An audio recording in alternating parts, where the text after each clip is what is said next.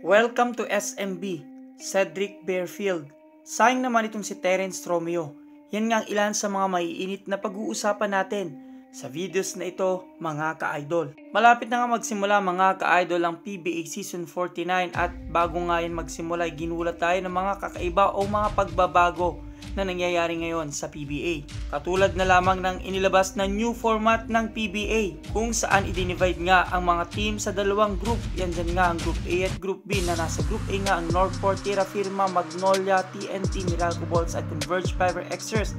Habang nga sa Group B naman ang NLEX, San Miguel, Phoenix, Barangay Ginebra, Blackwater Boss at Rain or Shine. At may mga ilang mababago rin sa system katulad na lamang ng pag-adapt ng PBA ng 4-point shot for the next season. May naasahan nga mga ka-idol katulad ni Polly Bertol, Marshall Lassiter at ni Terence Romeo at iba pang mga 3-point shooter ang makikinabang sa 4 points na ito mga ka-idol at malaking advantage ito para sa mga team na may hawak na mga player na may 3-point shooter ability. Na ngayon nga mga ka-idol ay binibigyan linaw na rin kung alin nga bang magiging 4-point line. Na yan nga ay aabangan natin mga ka-idol. Nang ilan nga isang ayon sa bagong sistemang ito at sabi nga ng ilan sa mga PBA management katulad ng Blackwater Bossing na si Joseldo, hindi na nakakapagtaka ng NBA at FIBA ay maaaring gumaya na rin sa PBA ng 4-point shoot.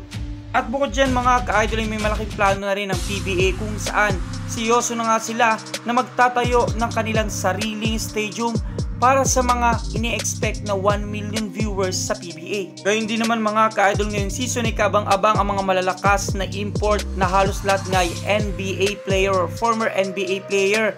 At inaabangan nga magiging katapat ni Justin Brawley na alam naman natin na super import ng ating bansa at lalong-lalo na ng Barangay Ginebra. At bukod nga mga ka-idol sa mga nakakagulat na pagbabago, ginulat din tayo ng mga big trade na nangyari lalong-lalo na sa Barangay Ginebra na pinakawala na nga nila si Christian Standardingel at Stanley Pringle.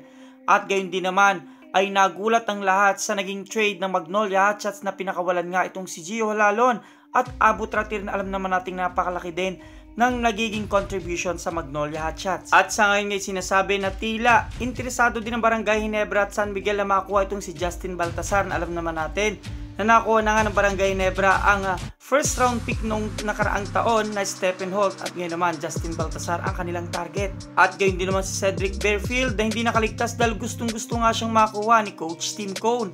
Ngunit saan nga kayang team itong si Cedric Barefield lalo na nga't interesado din ng SMB na alam naman nating wala pa nga silang malaking trade na nangyayari sa ngayon. At ang SMB ngayon wala pa kung kaya't interesado nga silang pakawalan itong si Terence Romeo kapalit ng second round pick na itong si Cedric Barefield. Nausap-usapan ngayon magre-reunite na itong si Terence Romeo at James Shop sa Blackwater Bossing. At isa pa ring focus ng SMB ngayon ay makuha itong si William Navarro.